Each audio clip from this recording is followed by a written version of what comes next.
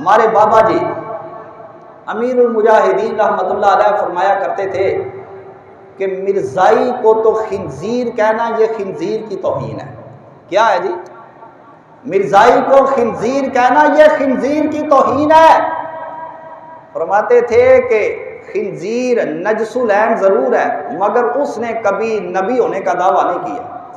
کیوں جی؟ دلیل عقل قبول کرتی ہے نا، اس نے کبھی نبی ہونے کا دعویٰ نہیں کیا، وہ نجس العین ضرور ہے۔ اور فرماتے تھے کہ مجھے تو ڈر لگتا ہے اگر میں مرزائی کو خنزیر کہہ دوں تو قیامت والے دن کہیں یہ خنزیر اللہ کی عدالت کے اندر کھڑا ہو کے کہہ دے کہ یا باری تعالیٰ میں نجس العین ضرور تھا، میں پلید ضرور تھا، میں جانور ضرور تھا مگر اتنا بے ادب تو نہیں تھا کہ تیرے محبوب مصطفیٰ کے ختم نبوت والے تاج پہ ہی حملہ کر دیتا۔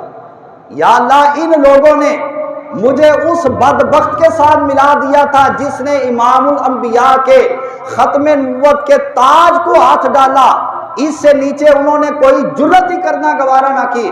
اس واسطے ہمارے بابا جی رحمت اللہ علیہ فرمایا کرتے تھے کہ میں ان بدبختوں کو خنزیر کہنا بھی خنزیر کی توہین سمجھتا ہوں۔